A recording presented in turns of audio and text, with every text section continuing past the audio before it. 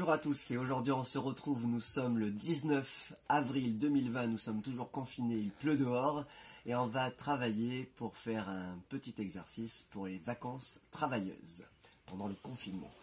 Alors aujourd'hui on va travailler sur quelqu'un qui a représenté l'excellent Gérard Garouste et il s'agit de Philippe Stark. Philippe Stark, à ne pas confondre avec Tony Stark, alias Iron Man chez Marvel. Et donc, on retrouve parfois chez les Marvel qui lui font un clin d'œil cette chaise. Je crois notamment lorsque Magneto est dans sa prison de verre. Donc, il y a ce travail sur la transparence chez Stark. Philippe Stark est un designer français, sans doute un des designers les plus connus au monde. Il a travaillé, je vais vous faire voir ce petit livre édité par Taschen pour Maxi Livre il y a quelques années. Et donc, il a travaillé pour des hôtels, pour des intérieurs, pour Jean-Paul Gaultier, pour de grandes célébrités. Et surtout, c'est quelqu'un qui a des conceptions à la fois utilitaires mais aussi humanistes. Voilà. Beaucoup de choses. Et nous, on va exploiter notre sujet. On va continuer à exploiter notre sujet qui est celui du fauteuil et de la chaise, et particulièrement celui de la chaise. Et donc, je vais vous faire voir un petit peu plusieurs travaux autour de la chaise chez Philippe Stark. Voilà, ça commence par ici. Alors, voici donc un modèle un petit peu composite, des formes plus aérodynamiques, un fauteuil qui termine par un pied. Donc il y a le côté un petit peu où on va essayer de choquer nos habitudes, hein, pas choquer pour choquer, mais choquer nos habitudes visuelles. Là, des chaises qui sont faites pour être empilées. Bon, Stark aime bien aussi s'amuser. Le tabouret Tam Tam, bien connu, qui est revu à sa sauce. Nous allons à présent travailler sur la chaise La Marie, qui date de 1998. Je vais vous faire voir comment est-ce qu'on peut passer d'une chaise qui ne présente pas de profil à une chaise profilée pour être plus facile à travailler. Donc pour trouver les proportions, il faut se baser sur un côté. Par exemple, là, on voit que ça commence ici et que ça termine là. Donc on va partir bien horizontalement et on prend nos marques. Là, je pars à l'horizontale.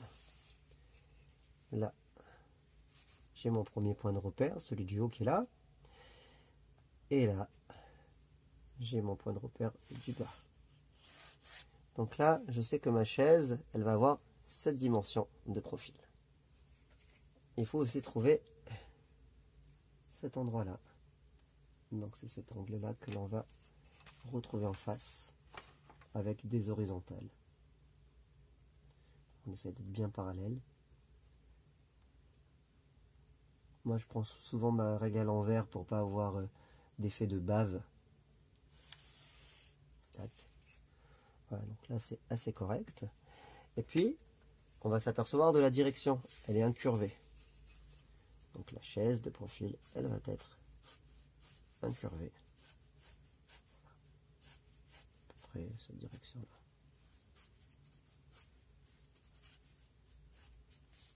Elle a une certaine épaisseur. Là, on se doute bien que cette partie-là, elle est horizontale. On va le faire à vue de nez à peu près comme ça.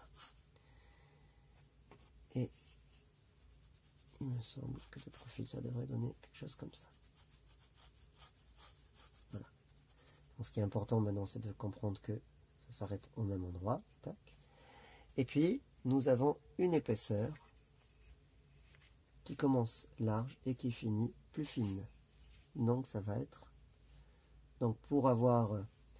On va se baser toujours... Pour avoir la largeur sur le même côté duquel on est parti. On va le prendre là. Il s'arrête là et il commence là. Un truc comme ça.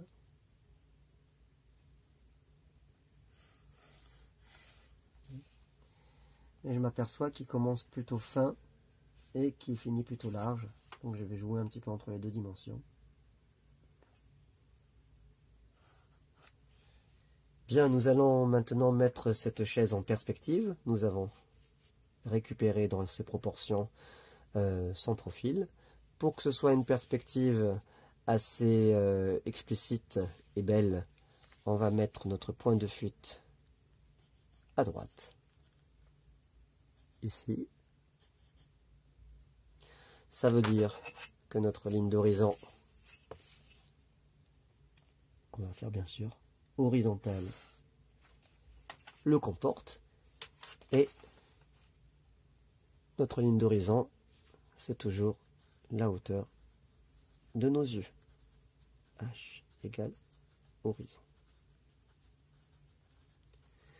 Bien. Donc là, si vous vous rappelez, on va envoyer tous nos côtés saillants au point de fuite.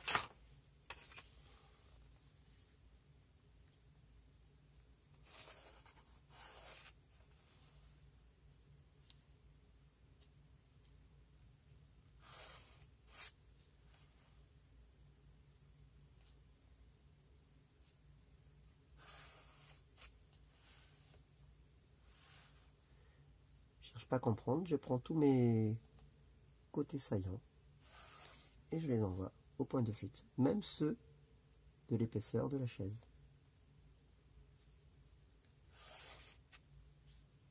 Le crayon doit être toujours bien taillé.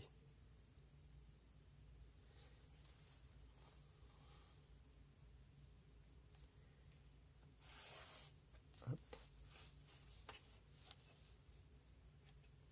Donc on s'est basé là-dessus.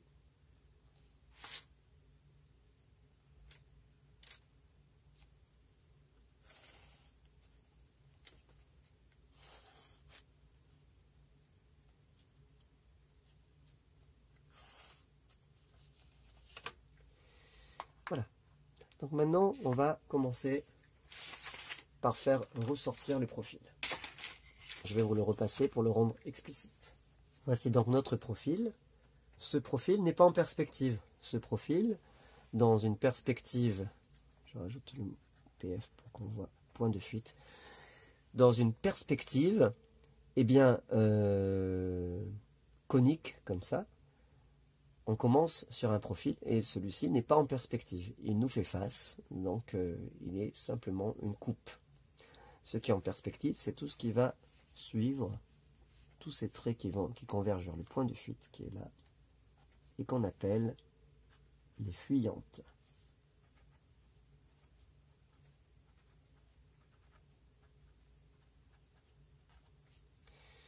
Donc maintenant, on va délimiter l'épaisseur que l'on veut. Par exemple, on va être autour de là. Et là, on va simplement faire, en se calant sur ces traits de délimitation, eh bien, on va simplement faire un copier-coller décalé. Donc ce trait, je le continue, puisque il suit celui-là. Donc là, c'est le trait extérieur. Pour ici, cette petite épaisseur, ça doit être bien horizontal, puisqu'en perspective, il est important de se rappeler que nous avons soit des fuyantes,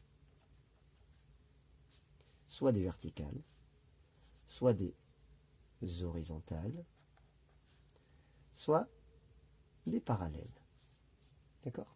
Les fuyantes qui vont vers le point de fuite, les verticales et les horizontales qui concernent ce qui est de côté. Donc ici, ce sont des bases, puisque nos verticales et nos horizontales, en tout cas nos verticales, elles ne sont plus verticales, hein, sont des courbes. Donc ça va être plutôt là qu'on va se situer au niveau des parallèles. Et nous avons une horizontale. Et ici, une horizontale qui est décalée. Donc ce qui est important, c'est de bien mettre ça en perspective. Et donc là, de suivre nos points de repère. C'est-à-dire que là, nous avons ici ce trait qui va nous dire que c'est là que ça s'arrête. Et là, on doit mettre la parallèle de ce trait-là. Donc je mets bien en parallèle. Et là, j'ai cet angle qui va m'indiquer que ça s'arrête là. Et puis ici, je vais bien suivre ce mouvement-là. Là, ça va m'indiquer que ça s'arrête là. Ici, je vais bien partir à l'horizontale. Et je vais en profiter pour faire un point de repère. Donc là, ça va m'indiquer que ce trait-là, il doit s'arrêter là. Dans la rencontre de cette suivante. D'accord? Vous voyez donc que notre chaise est en train de prendre forme. Donc on a retrouvé notre profil qui est là. On l'a retrouvé plus loin, sauf qu'il est en décalé dans l'espace. Il est plus loin. Mais c'est le même. Ce profil, il est pris dans la perspective, mais lui-même reste de profil. Donc ce profil, il va falloir maintenant, puisque c'est une chaise transparente, et ça tombe bien, on va pouvoir ainsi voir sa construction, il va falloir maintenant en faire voir l'intérieur de manière explicite. Donc là on a l'épaisseur qui est ici, et on va venir faire une parallèle qui va rejoindre l'autre épaisseur. Pareil pour là, je continue ça pour avoir mon point de repère. Donc c'est ici que ça s'arrête, et de là on va remettre notre épaisseur qui va aller de part et d'autre. Nous avons maintenant la même chose. Donc, pour savoir où s'arrête là, où s'arrête l'épaisseur ici. Donc on va prolonger ce trait. Tac. On arrive ici. Et là où on va se rendre vers notre point de fuite. Donc on met notre trait là. Alors l'idéal c'est qu'on a un crayon bien pointu. C'est de mettre son crayon là et de venir buter avec la règle. Okay. Donc là, on va prolonger. Et on va voir que ce trait là va être ici. Et c'est de là que l'on va partir pour se rendre à un autre endroit. Mais d'abord, pour voir à quel endroit se retrouve ce trait qui est ici, ce point-là. De l'autre côté, on va aussi l'amener au point de fuite.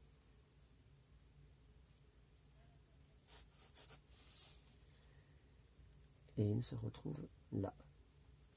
Et donc, on n'a plus qu'à rejoindre ces deux lignes pour savoir.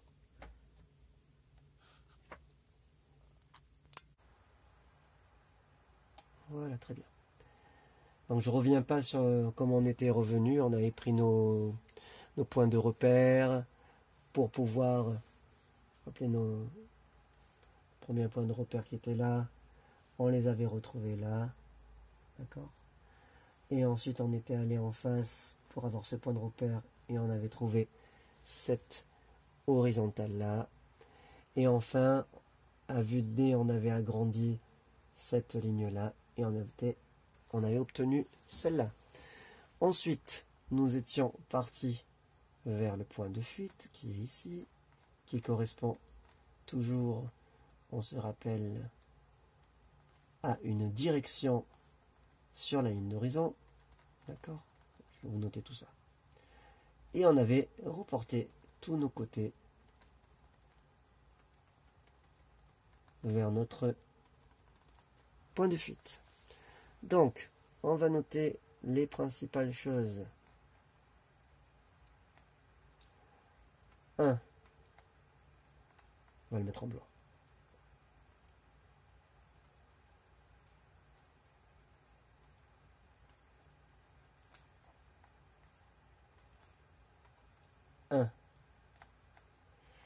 Donc, point de fuite égale direction du regard. C'est aussi le sens du dessin. Voilà, là, ce sont des révisions hein, pour ceux qui suivent les vidéos, mais c'est important de le comprendre. Donc ça veut dire que par là, cette chaise, elle est orientée à cet endroit-là, le point de fuite. D'accord? Il est là. Ensuite, 2. Nous avons la ligne H qui est égale à la ligne d'horizon et qui est égale à la hauteur. Hauteur, toujours avec un H, moyen mémotechnique. Hauteur du regard. Tout ça, c'est important de maîtriser ces concepts de base. Et enfin, nous avions ici nos fuyantes. Je vous le réécris en plus gros. Les fuyantes, ce sont donc tous les côtés qui vont aller vers le point de fuite. Ça fuit vers le point de fuite. D'accord? Tout ça, c'est très important. Donc ensuite, il est important de comprendre que, voilà, cette partie-là, elle n'est pas en perspective. Voilà. Cette partie-là n'est pas en perspective. Ça, c'est frontal. Et qui n'est pas en perspective. Et tout ce qui est en perspective, c'est ce qui va venir s'intercaler dans les fuyantes. D'accord? Donc, on voit que là, je vais changer de couleur. D'abord, je vais vous le faire remarquer avec le jaune. On voit que là, il y a un copier, cette forme qui est ici, il y a un copier-coller décalé vers le fond, et on la retrouve là, vous voyez. Tac. Je vais vous le faire voir avec une autre couleur, pour que ce soit facile à comprendre. On va mettre ça en turquoise. Donc là, c'est exactement la même chose, hein, qui est en décalé. C'est la même forme. Voilà. Ici, vous avez la forme 1. On va l'appeler F1. Et ici, vous avez la forme 1 bis. C'est la même forme. D'accord? Elle est décalée. Et donc, ensuite, on n'a plus qu'à rejoindre ces points. Changement de couleur. Pour que ce soit explicite. On va prendre notre fuchsia. Et là, on rejoint, et c'est celle-ci qui est la chaise Marie, hein, on rejoint vers le point de fuite. D'accord? Donc, tout ça, je vais vous l'envoyer. Si vous voulez avoir accès à ces documents, pour ceux qui regardent la vidéo et qui ne font pas partie de mes élèves en cours, c'est bien simple. Vous m'envoyez un mail à borgelalbert@gmail.com et je me ferai un plaisir de vous envoyer tout ça. Bien sûr, gratuitement. Voilà, hein, il n'y a rien de nouveau sous les étoiles. Donc nous avons notre chaise. Et ensuite, il n'y a qu'à donner des petits effets de transparence pour arriver à la chaise Marie de Stark. Donc là, je vais écrire chaise Marie. Philippe Stark. Et c'est chaise Marie. On va faire en sorte d'identifier cet axe comme étant celui de la symétrie et on va ramener ça à une symétrie. Donc, on a un axe de symétrie. Et donc, ceci va être derrière et donc on ne va pas le voir. D'accord? Et on va faire une horizontale, bien perpendiculaire, le mieux possible, à l'œil bien sûr. Pour cela, le mieux, c'est de se baser sur, celle-là. un petit peu plus courte, on va la faire. On va la faire à 5. À 5, au lieu de 5 et quelques. On va partir sur 5. Et on va la prolonger jusqu'à son cœur, qui va être là. D'accord. Donc on va repartir de ce centre. Et on va aller à nouveau en face jusqu'à 5.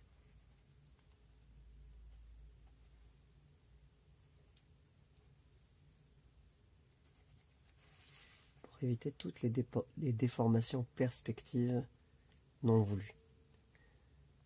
L'idée étant d'être dans une perspective compréhensible par nous. Donc à ce moment-là, c'est tout simple. Pour avoir cette forme-là, on repart. On prolonge jusqu'à arriver en face. Hop. On prend un point de repère à l'horizontale. Et on n'a qu'à repartir vers notre cœur. Donc là, c'est bon puisqu'on est en face. Mais là, il y a une perspective puisque voilà, ça part comme ça. Donc là, on va se baser sur celui-là puisque c'est pratiquement sur celui-ci qu'on s'est basé, qu'on a grossi. Et donc je prends mon point de repère là. Et c'est à ce moment-là que je vais en face pour celui qui est en face et prendre mon point de repère. Et là donc, je peux maintenant rejoindre ici et ici. Voilà. Et donc on est bien plus haut que là. Donc là c'est juste. Et on va pouvoir maintenant travailler de manière plus responsable.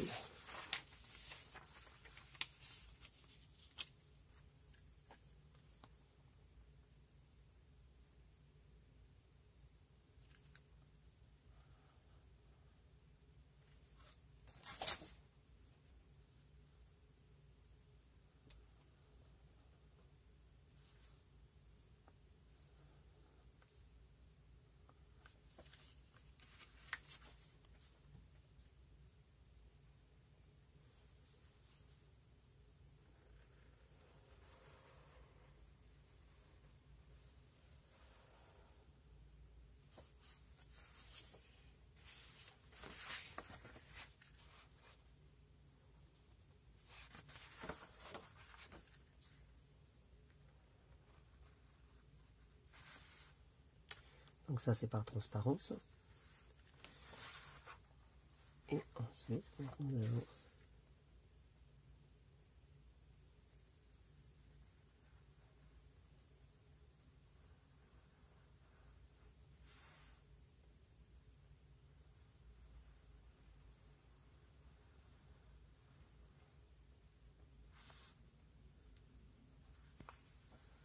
voilà.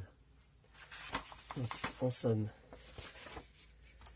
nous avons ici la surface extérieure et là c'est l'intérieur. D'accord, je trouve la dame.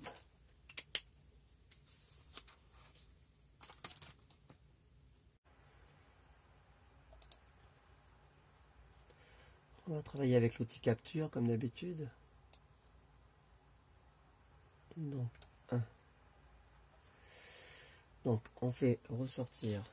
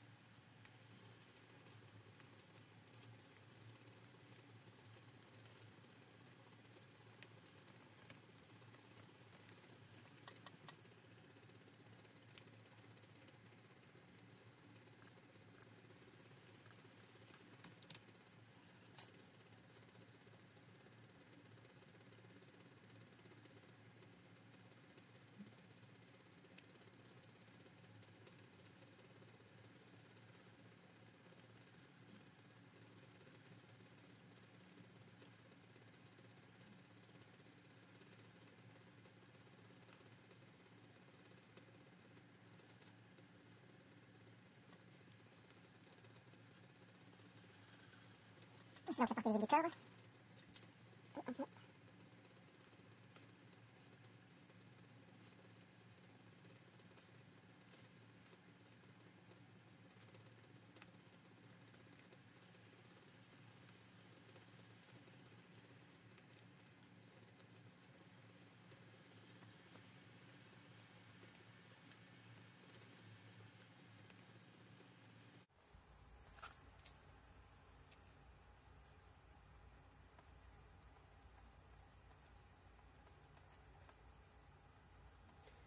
Voilà, on a fait ressortir l'axe de symétrie. Ensuite, il faut comprendre les assises. Donc, on va prendre un blanc. Hop. Donc, à partir de cet axe de symétrie, il y a une ellipse qui vient comme ça.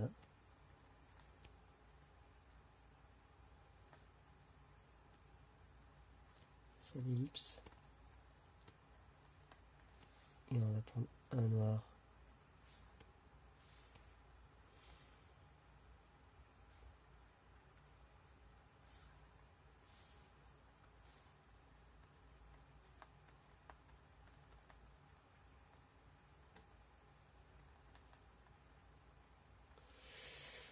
Ensuite, il y a deux autres ellipses, mais qui sont dans un axe qui est à partir du centre là.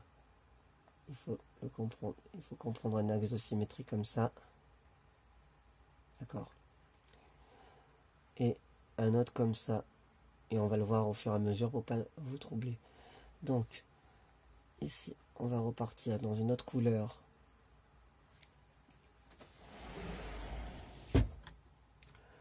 On va prendre la couleur fuchsia. Donc, à partir de ce trait, donc c'est pas un axe de symétrie, mais c'est une direction. À partir de cette direction, il y a là une ellipse. D'accord? Elle est là. Voilà. Elle n'est pas très bien faite. Je vais la recommencer.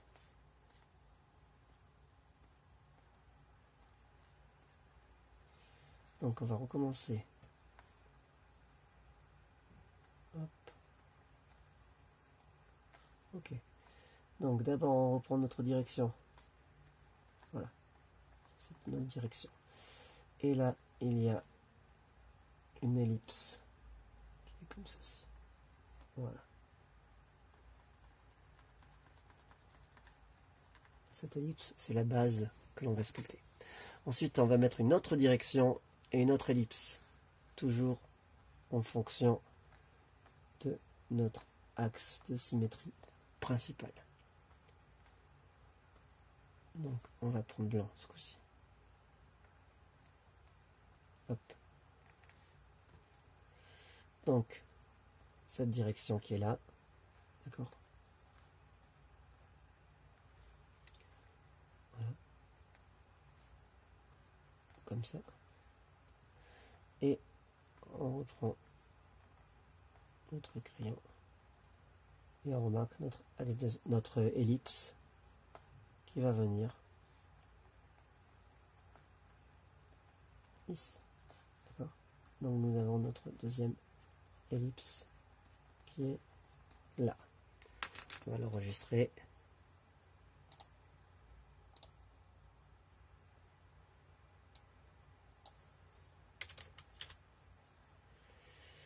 Voilà. Donc, on va écrire tout ce qu'il faut comme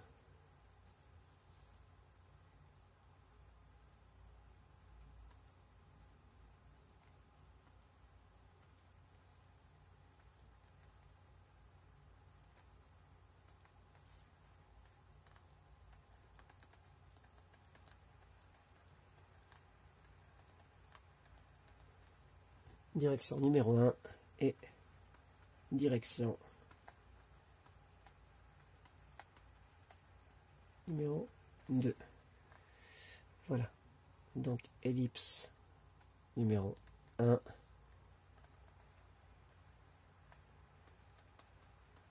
Ellipse numéro 2 et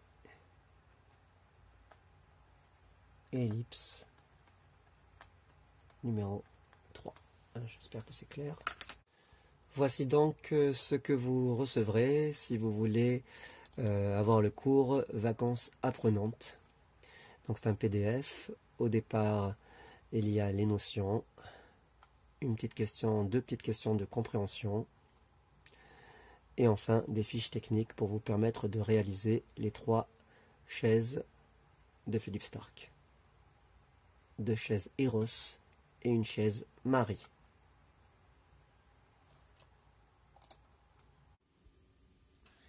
J'espère que cette vidéo vous aura plu et je vous invite à laisser un petit pouce bleu et à vous abonner si ce n'est pas déjà fait. Je vous dis à très vite pour de nouvelles aventures graphiques et chromatiques.